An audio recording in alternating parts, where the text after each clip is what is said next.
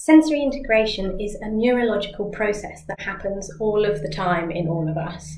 So neurological means to do with the nervous system, and sensory integration happens when your brain and your sensory receptors pick up on sensory information, transmit that information to your brain that then processes it and lets you know what you need to do.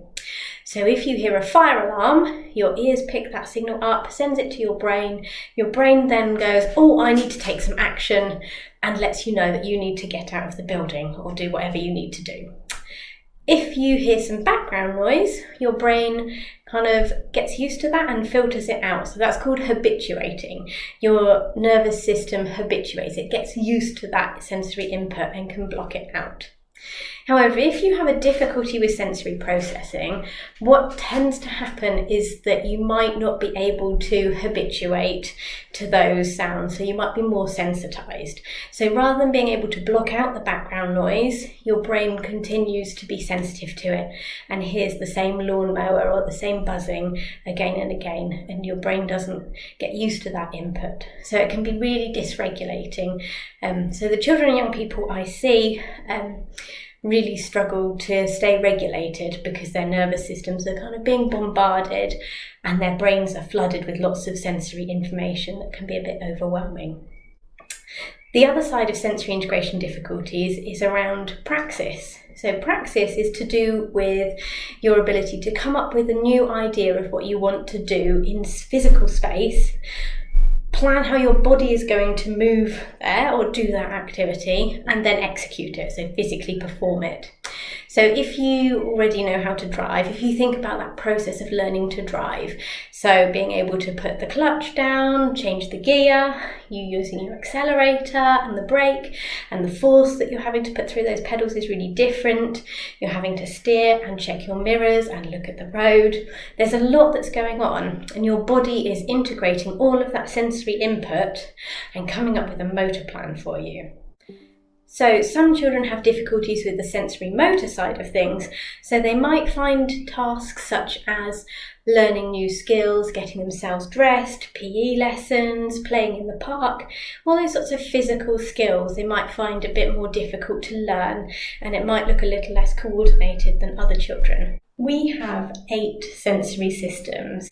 We have the 5 that we know about that are our external sensory systems, so they tell us about what's going on in the world outside of our bodies. So we've got touch, we've got smell, we've got taste, sight, hearing. So those are our 5 senses.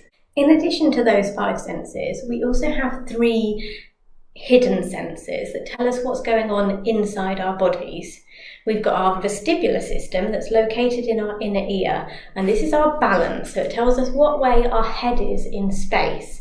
So we have fluid inside our inner ear that as we move, the fluid washes over the hairs and tells us what way up we are. So if I did a cartwheel, my vestibular system would know it was going upside down and then up the right way again.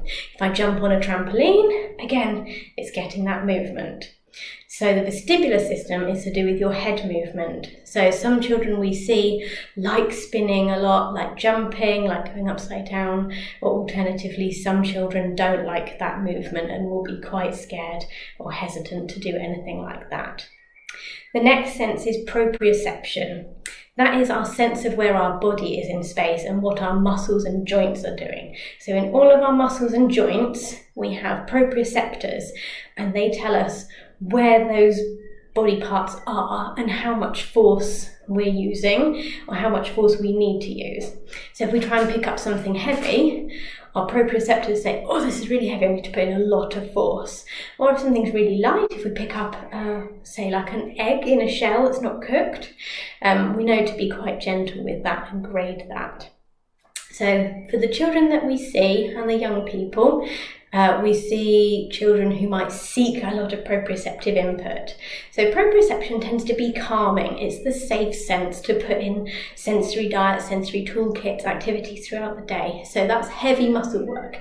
Anything that gets your body moving, so pushing, pulling, jumping, climbing, hanging from things, anything like that is good proprioceptive input. The last sense is interoception.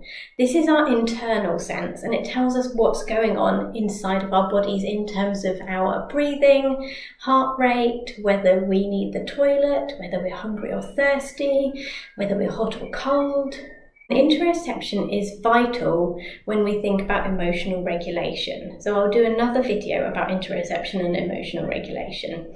But basically, every emotion starts with a physical sensation. So if our brain isn't picking up on those sensations and those cues, we might not notice how we're feeling until it's very extreme. So we might not realise that we're feeling angry until we're at the point of exploding. And children might also not realise that they're hot and might keep their jumpers on. They might struggle to toilet train. They might struggle to know when they're hungry or thirsty, so they might not eat, or they might eat all the time to kind of see if that makes them feel a bit better. So interoception is really key to our emotional regulation. And that is the 8 senses and sensory integration, really briefly in a nutshell.